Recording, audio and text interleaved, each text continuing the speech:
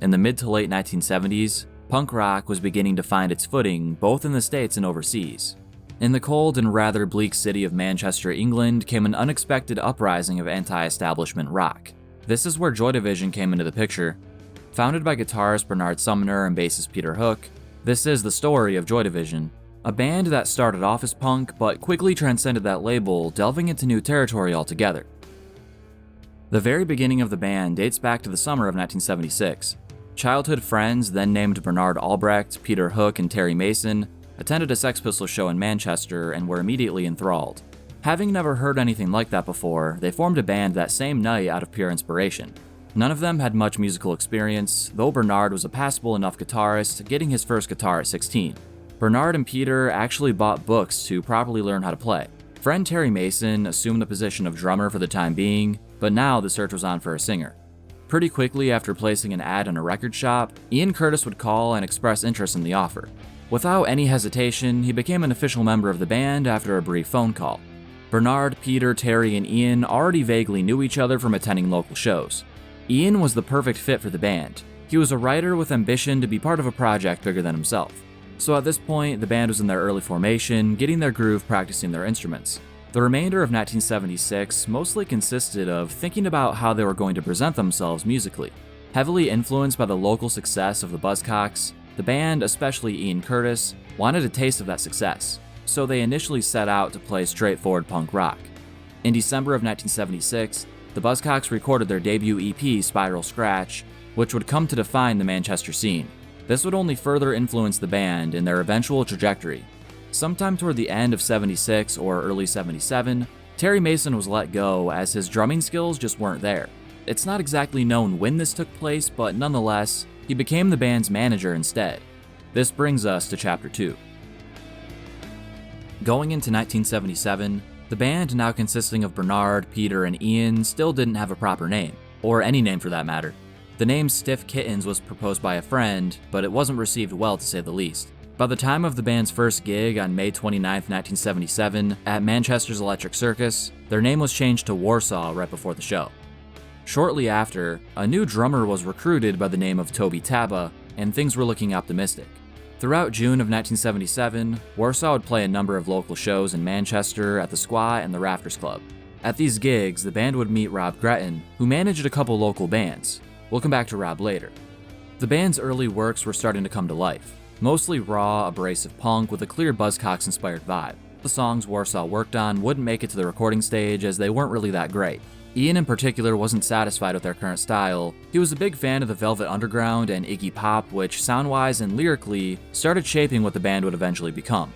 Toby Taba left after about a month and a handful of shows, as he wasn't too keen on the whole punk style. He was then quickly replaced by Steve Brothersdale from the local band Panic. Brothersdale would stay with Warsaw for just long enough to record their self-titled demo in July of 1977. The session took place over just one day at Pennine Sound Studios. This demo features 5 songs that are mostly what you'd expect from rough and underproduced punk of the 1970s. They're energetic and angry, but far from perfect. Ian Curtis's vocals here are shouty and enraged, quite different from later albums. There's some cool manic guitar moments and the bass is thick and loud. Guts, At a Later Date, and The Kill are some standout tracks that display the talent of its lineup well, but overall this demo is an outlier in the band's discography. It's an interesting listen in hindsight knowing what they went on to do, but that's about it. There's not too much of a replay factor for this demo, but it's solid and fell in line with most of the punk of the time. Following Warsaw's first demo, Steve Brothersdale left, as I said before. Not long after, Stephen Morris from Macclesfield found an ad from the band in a music store window looking for a drummer, and the rest is history. He auditioned, and for the first time, the drums actually meshed well with the band's sound. Morris's style fit so well, and it was almost instant resonation. The classic lineup was now in place: Ian Curtis, Bernard Sumner, Peter Hook, and Stephen Morris. The music world was not prepared for what these 4 were about to bring to the table. Now it's October 1977. The Electric Circus venue is about to close its doors. A bunch of bands came to play and pay tribute over 2 shows, which included Warsaw. This resulted in the short circuit compilation that featured the Warsaw song At a Later Date. The place the band got their start was officially dead and gone. While this was sad, greater heights were right around the corner. A couple months later, in December 1977, Warsaw would record their first EP with the new lineup, entitled An Ideal for Living. It wouldn't see a release until June of 1978, and there's a good amount to talk about within those 6 odd months. In January of 1978, Warsaw officially became Joy Division. This was because another up-and-coming band had a similar name and they wanted to avoid confusion. This was ultimately the best decision the band could have made. Their first gig as Joy Division took place on January 25th, 1978. Fights broke out in the crowd, and this would become somewhat of a regularity, unfortunately, but the music itself sounded exceptional. In April of that year, the Chiswick Challenge took place at the venue Rafters, and the band had a chance to impress Rob Gretton and Tony Wilson, who was a well-known television journalist on Nakarada TV. Ian somehow convinced the two to let the band perform, and Tony just barely gave in. But at the end of the performance, they were both blown away by the professionalism and power put forth by Joy Division. After a failed RCA recording session the following month for their debut album, things were a bit rocky within the band. They were unhappy with the recordings and production as they were going for something a bit more professional. So the songs that were recorded were scrapped and most of them would be recorded again later on. Band manager Terry Mason was also struggling to book more gigs, which is when Rob Gretton took over as Joy Division's manager. He had the same vision for the band as its lineup, which was a huge factor in their eventual success. In June, a lot happened. Firstly, the band's debut EP, An Ideal for Living, saw its release on the 3rd. I won't talk about these tracks too much, but it's a pretty killer collection of songs. Warsaw is a punk rock anthem. The riff is memorable, and Ian's performance and melody are nothing to scoff at. It immediately sounds much tighter than their demo, and you can tell just how much the band improved. No Love Lost is pretty groovy and catchy, going into the brooding leaders of men. But the closer, Failures, really brings the CP together. This one is fast-paced and straight-up punk aggression with a killer guitar solo. The rhythm section is so tight, and Stephen Morris steals the show. A gigantic step in the right direction for the band and a strong release. Later that month, the Factory venue was established, which has become iconic for bringing Joy Division its local success within the Manchester scene. The Factory became an indie label as well, started by Tony Wilson, in which Joy Division was signed. Also around this time, the band began rehearsing in the now famous vacant warehouse, where the vast majority of their tracks were practiced to perfection. They would rehearse twice a week for 2 to 3 hours at a time. The band performed Shadow Play on Granada TV on September 20th, 1978, which has since become an iconic performance. The world had finally gotten a glimpse of how talented these guys truly were. The charisma and onstage presence of Ian alone helped the band stand out immediately. The following month, 2 songs were recorded for a Factory Records EP. These 2 songs would be Digital and Glass. It was the first time the band worked with now legendary producer Martin Hannett, which in itself was huge. He'll come back later in a big way. The rest of 1978 mostly consisted of playing local shows around Manchester while continuing to get their name out there. But following Joy Division's first gig in London, the band and Ian Curtis would forever be changed. It was December 27th at the Hope and Anchor pub. The performance itself was pretty troublesome. It was very cold, damp, and Bernard was fighting the flu. But what came after the show was something truly concerning.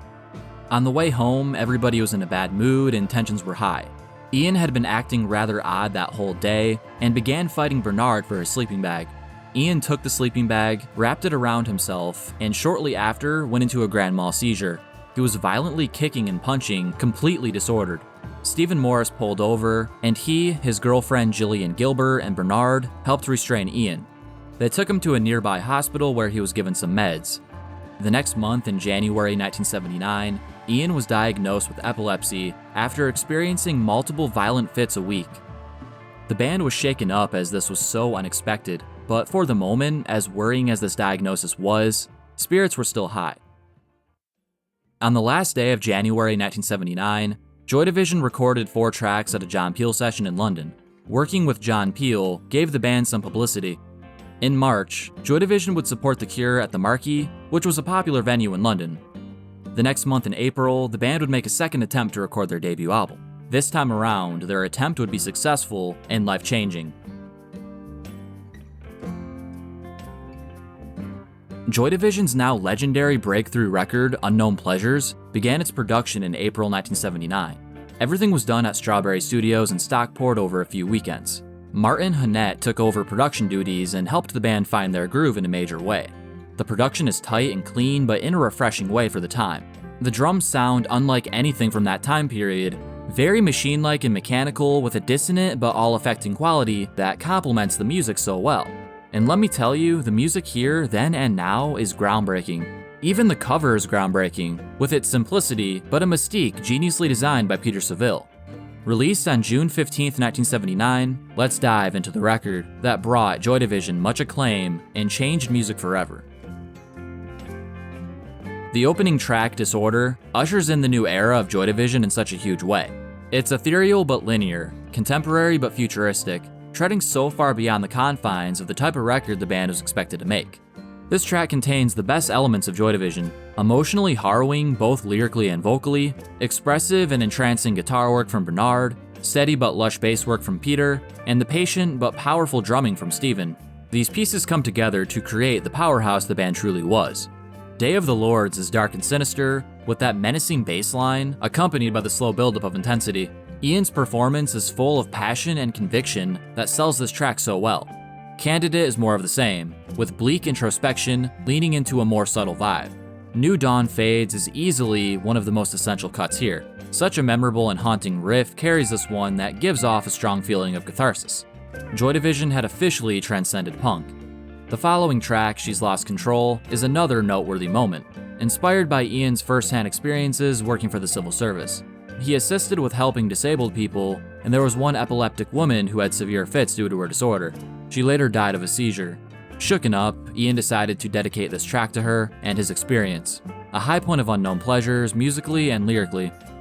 Shadowplay is a rocking cut, a much faster tempo and energetic moment, more in line with the band's EP. Unknown Pleasures concludes with I Remember Nothing. This track is moving, reflective, and transcendent in a way the quote-unquote punk world hadn't heard before. Following the release of Unknown Pleasures, it received glowing reviews and was instantly selling well. It was a modest success, but the cultural impact it has now was still far off, and the band quickly continued on. Toward the end of June 1979, the band recorded 5 songs for Piccadilly Radio, which debuted Atrocity Exhibition, and Atmosphere, which at the time was called Chance. The next month in July, the band again returned to the studio to work with Martin Hannett to record and release the Transmission single. The single received a lot of praise critically. Throughout that month, the band played a number of gigs that got them further praise, including their second performance on Granada TV and their performance at the Mayflower Club in Manchester. In September 1979, Joy Division performed 2 songs on the television program Something Else on BBC Two. This is, to many, their defining moment in the sun. Transmission and She's Lost Control were broadcasted live, being viewed by people in their homes. Ian's onstage energy really began to captivate many, and this is the moment that made more people notice Joy Division. In November '79, the band recorded their second Peel session, which contained Love Will Tear Us Apart. The song was performed live on The John Peel Show, but wasn't properly released until April 1980.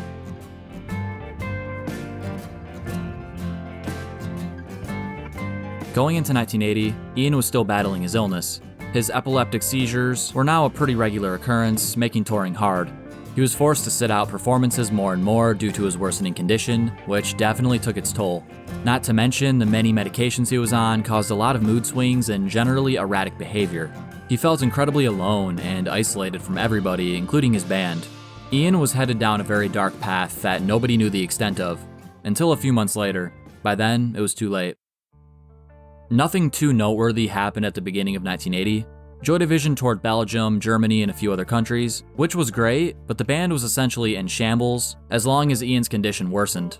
But even with the rather challenging situation, recording for the band's second and final album, Closer, began its production in March 1980.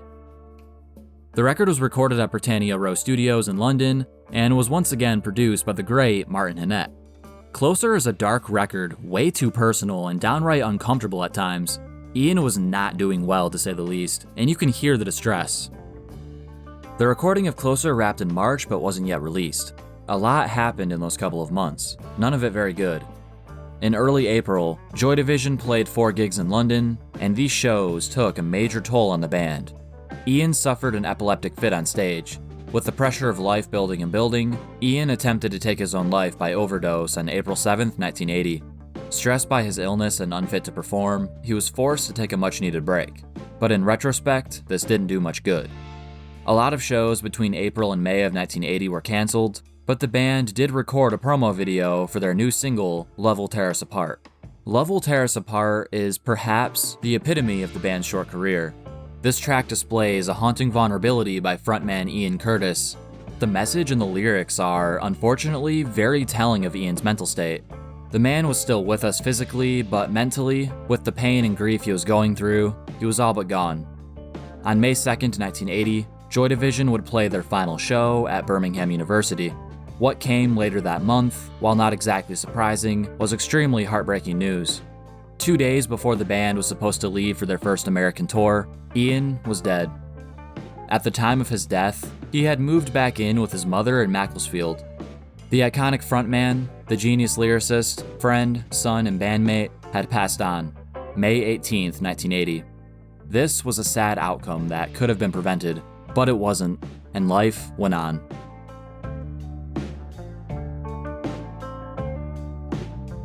Joy Division's final album, Closer, did not see a release until after Ian's death. It came on July 18th, 1980. Let's get right into it. Firstly, the cover designed by Peter Saville is very ominous given the events I previously discussed. The music is pretty much the same. Atrocity Exhibition lyrically is hard to stomach sometimes. The instrumentals, as experimental and steady as they are, take backseat to Ian's words here. He's so straightforward and blunt in his misery, indirectly, but it still hits hard. Isolation is synthy and foreshadows the new wave craze of the 1980s, but not in a braggadocious way. Passover and Colony are more guitar-driven and reminiscent of Unknown Pleasures, but you simply cannot shake Ian's lyrics. You can't ignore them, they are integral to Closer, but it hurts how real they are. Yes, he took a lot of influence from literature, but they are so clearly in sync with Ian's situation at the time of his death. That's the most troubling part. A Means to an End sounds more like Joy Division in their pre-dismantled state, while Heart and Soul delves into reverby alienation, dissonant and ringing out. 24 Hours is my favorite here. The riff is so memorable, and that progression sticks with you. The Eternal enters ambient purgatory, full of intense feeling and longing, going into the final track, Decades. This song is something very special. The ambience radiates through your bones. Ian's words resonate with your soul. This track transports you to a feeling of euphoria, only for you to be brought back down, remembering the outcome for this masterclass band. Closer is unbelievably strong, but way too real. One of the most personal and downright painful records I've ever heard. The band was done, Joy Division was dead and gone, and this is their swan song. Where do I begin to discuss Joy Division's legacy? Their trailblazing of an entire subgenre, their undeniably compelling and forward-thinking music. There's so much to unpack, but I'll try to do my best. The band broke up after Ian's death, but this was far from the end. Countless albums came following Joy Division's demise. 1981's Still, 1988's Substance, and 1995's Permanent are just a few examples. These releases mostly contain some unreleased material, as well as singles and live stuff. Most notably, the remaining members of Joy Division, Bernard Sumner, Peter Hook, and Stephen Morris, formed New Order just weeks after Closer was released. New Order went on to become an incredibly successful and influential band throughout the 80s, selling a ton of records. They're still active today, with their most recent release, Music Complete, dropping in 2015. The grief surrounding Ian's death is still felt to this day by his band, family, and fans alike, but his legacy will forever live on. The man is a legend, and I don't think anyone can deny that. It's just upsetting to know that his life was cut so short at just 23 years old.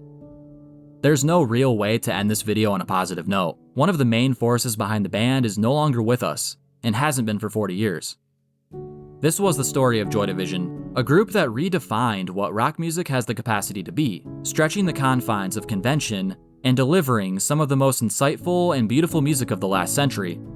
A once-in-a-lifetime band that defined a generation while staying true to themselves and remembering why they set out to make music in the first place. To create, to learn, and to inspire. Rest in peace, Ian Curtis.